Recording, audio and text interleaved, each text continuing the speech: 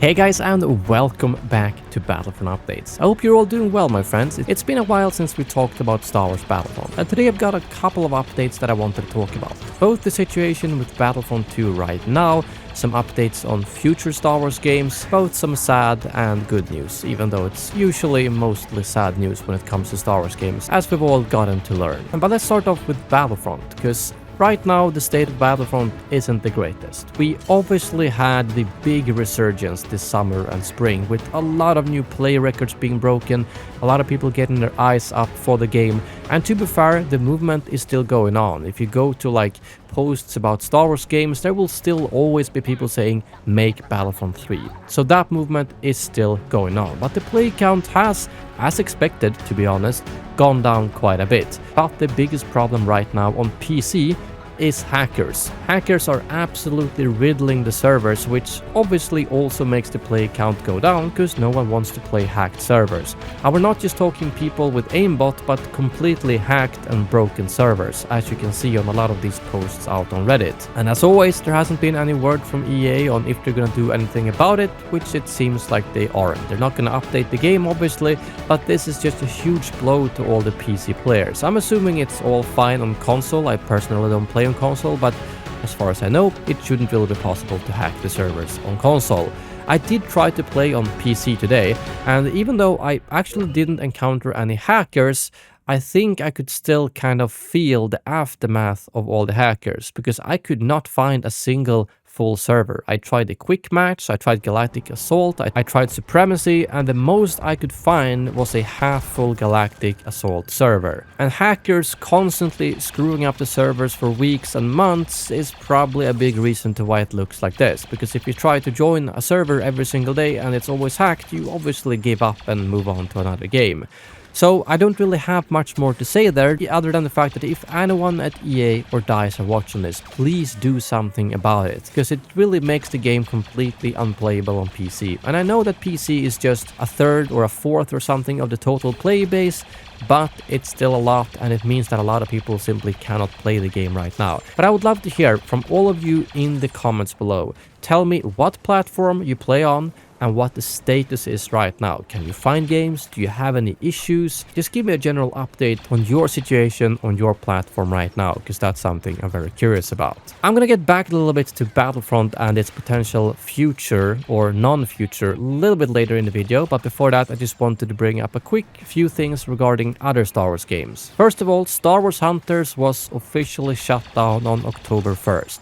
They even took down all of their social media, YouTube pages, and everything. It's really like full scorched earth. They don't even want to leave any trace of that game on the internet, which is just so sad. Even though I personally wasn't a huge fan of the game, it's such a massive waste of millions and millions and millions of dollars towards a game that we all know what they could have done. They could have done a Star Wars Hunters-ish game, but do it on PC and consoles instead. Do it properly. AAA game, and don't slow release it over like 3 years time or whatever they did with Star Wars Hunters, because the actual idea of a Star Wars arena shooter is good, but the execution on the platform of Star Wars Hunters just did not work. So that's yet another Star Wars project with so many wasted resources. At this point, if you would have taken all the resources that have been put towards cancelled Star Wars games and would have put all that money and development time to just one game like Battlefront 3, that would have been done by now, which is the sad part. If they would have just committed to that from the beginning,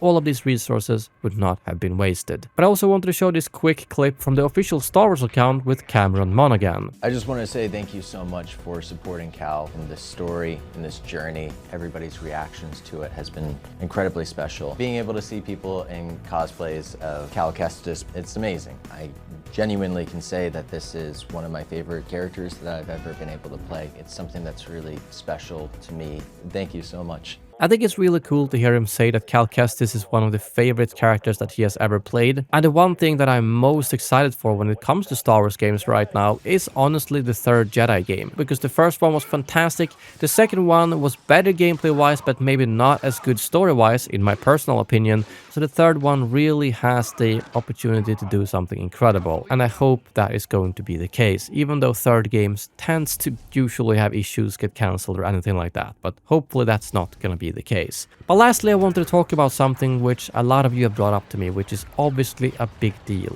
EA being bought out completely from the public stock market by Saudi Arabia's public investment fund, equity company Silver Lake, and investment firm Affinity Partners for $55 billion.